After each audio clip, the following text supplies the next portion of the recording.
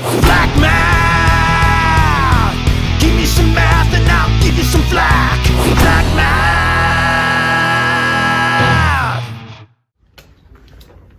We're gonna do lessons 17 and 18 today.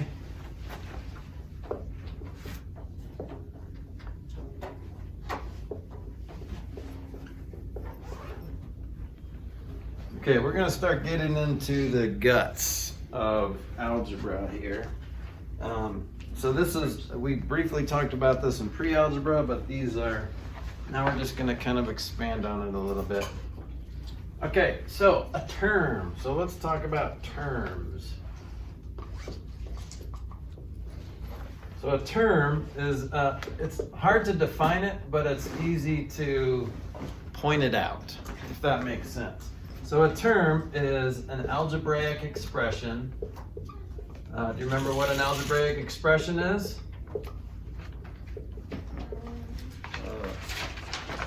I do. Yes, Elkin. Is it an expression of an equation that can contain letters and numbers? Okay, so everything was right except it doesn't have to be an equation. Remember, an equation has an equal sign in it. And when I say an expression, like, wow, that's an expression. Of like a number. Yeah, it doesn't have to be a complete sentence, but the expression that an algebraic equation contains algebraic expressions. But yeah, it doesn't have to have an equal sign in it. But yeah, it could contain letters and numbers or one or the other. It doesn't have to just have letters or just have numbers. Okay, so algebraic expression that consists, this is a term, consists of a single variable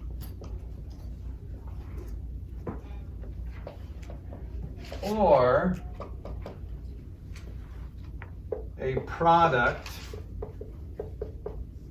slash quotient of a variable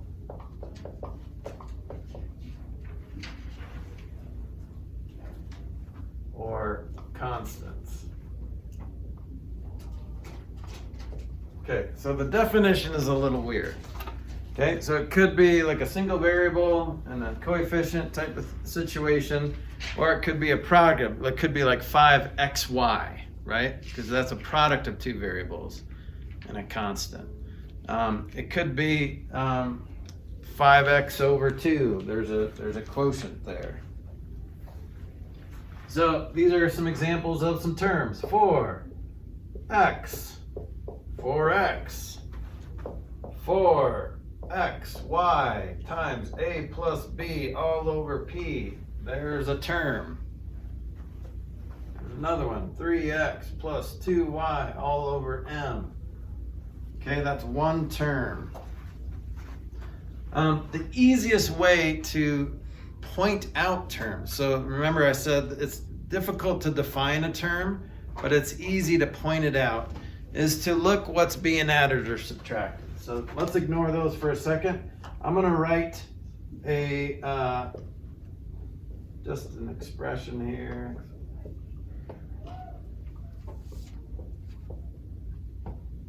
Okay, so how many terms are being added or subtracted? What's your gut tell you? Yeah, that's 4.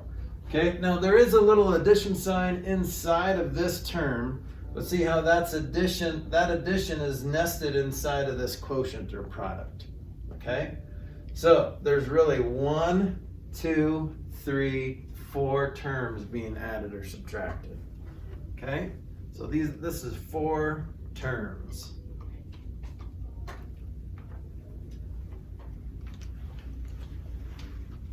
Okay, so, and here's what you need to, if you don't do this already, this is what your brain needs to see. Your brain needs to see that there are 2 positive terms and 2 negative terms.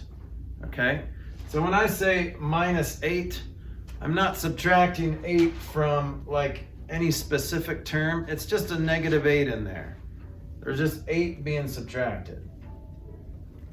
So if I were to combine like terms, which is what we'll talk about next, then you will you will see, that will be more helpful. I just realized I missed the whole beginning of this. But this is a term. Okay, now, let's go back a second. And there is a, let's do this expression here. 4xy.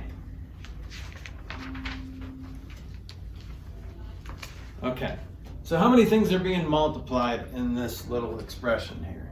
3. Okay, so how many numbers are being multiplied? 1. How many letters? 2. So there are 3 factors, right? Because 3 things are being multiplied. There is 1 numerical factor and 2 literal factors. Okay, that's what we call factors that are letters. Those are literal factors. Okay, so when you say the word, when you use that expression appropriately, literally, you're talking about to the letter. All right. All right. So if I had like a magnet and all this metal would be like coming towards me because I'm magnetic, then I could say I'm a very attractive person, literally. But that's just an example. That's the first thing I thought of. Because I was thinking, hey, you're pretty attractive. When I was looking at them, I wasn't saying that. But That'd have to be a I wanna pretty say strong that. magnet if you're holding it and a ton of metal's just flying at you. yeah. Either way, I'm attractive. Okay. So 4xy, 3 factors, 1 numerical, 2 literal factors. So this guy, this number 4, this numerical factor of this expression, or this term really, is what we would call the coefficient. We would call it the numerical coefficient of xy. So this is the numerical coefficient of xy. Okay? But when I just say what's the coefficient, I'm assuming that you're assuming that we're talking about the numerical coefficient.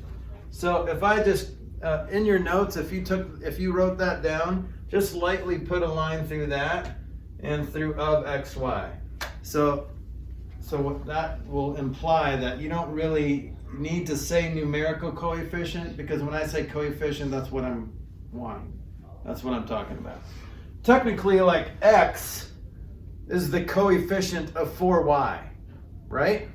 Because x is being multiplied by 4y. So the coefficient is what something is being multiplied by. So if I have 5 apples for lunch, the coefficient of apples is 5, because I have 5 of them.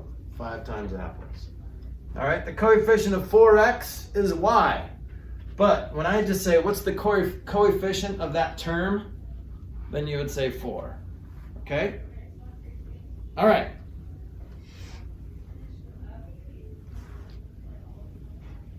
All right, usually when we're talking about, okay, now we're back there. So in this example, negative 15 PQ, what's the coefficient? Negative 15. All right, so don't forget that negative. Don't forget that negative in that 15. That's just as important, if not more, than the 15. Okay?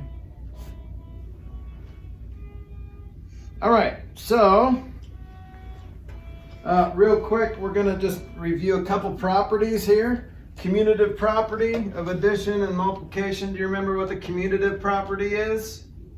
It works both ways. Right? Yeah, you can reverse it and it still get you still the same value. It doesn't work that way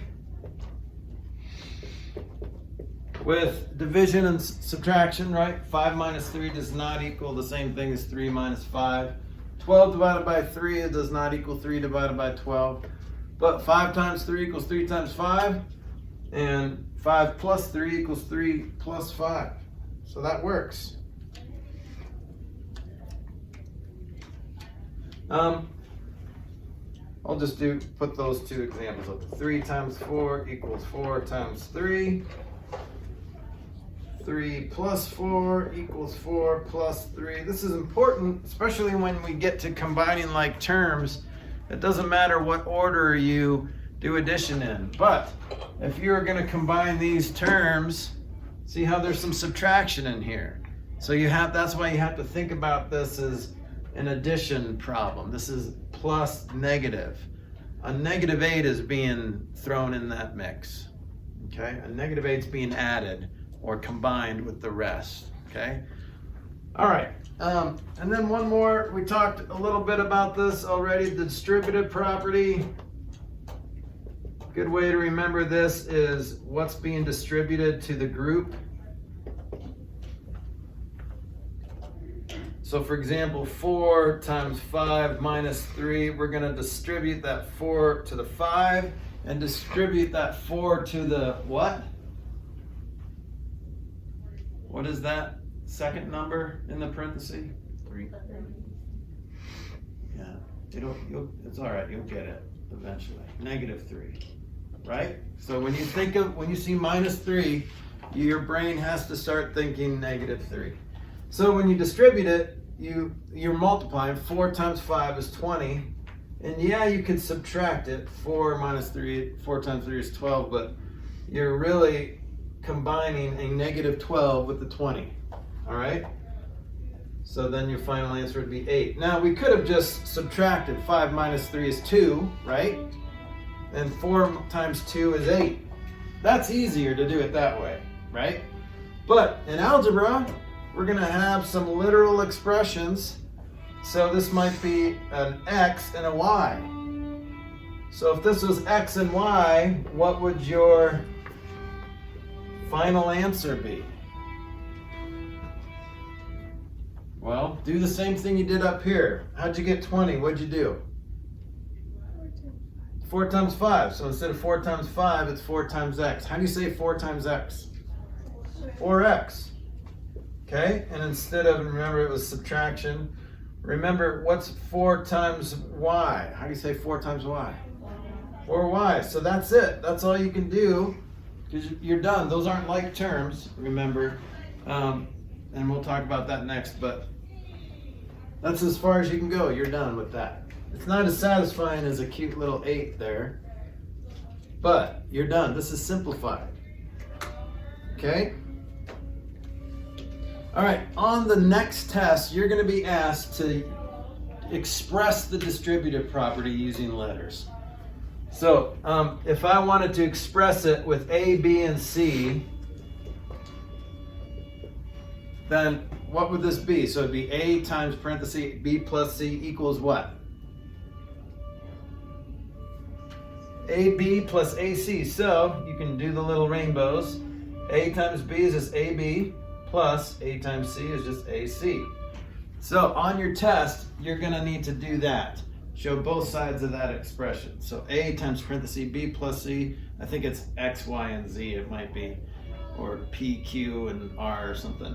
But either way, write it like that and then write the simplified version of that. So parentheses are the enemy of simplify, okay?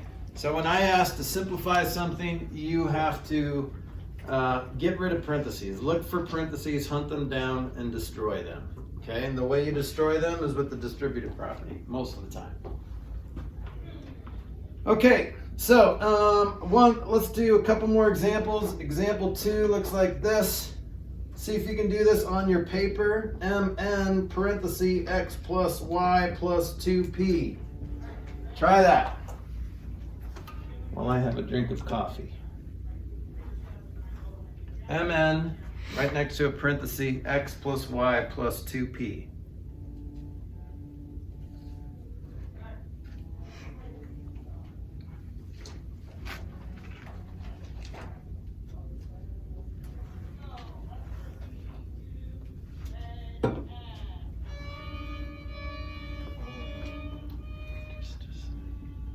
Just let it sit. It's good math music. Wakes you up. That's what I tell my brother. Yeah. Because It's gonna be great to see their progression throughout the year. they used to be on the other side of the school, so they didn't bother anybody. Well, they're not bothering us. They're just. Every class can, every single class can hear them now. Well, except for over there. But. Yeah. Well, they might be able to hear them up there. Okay, what'd you guys get? First of all, how many terms are inside the parentheses? Okay, 3. So how many terms are you going to be left with in your answer? 3. Unless you can do what? We haven't talked about it yet, but unless you can combine like terms. And the only way you can combine like terms if you have the same variables, the same amount of variables in each term. Okay, but, so what'd you get? Who wants to shout out their answer? Well, I got m and x plus m and y plus m and 2p. Okay, so mn2p, that's right. So now, since multiplication is commutative, I like to see things in alphabetical order. mnx feels good to my soul, right? Because it's in alphabetical order. mny, looks like money actually. Plus, so what goes first out of these 4 things, mn, 2, and p? What goes first? 2. So put that 2 first, and then we can clearly see our coefficient. And then it's, what is it, MNP? Yep. Now, it's not wrong to say MN2P, not wrong at all. Okay, but you'll feel better and sleep better at night knowing that your life is more alphabetized. Okay? All right. Cool. Let's do lesson 18.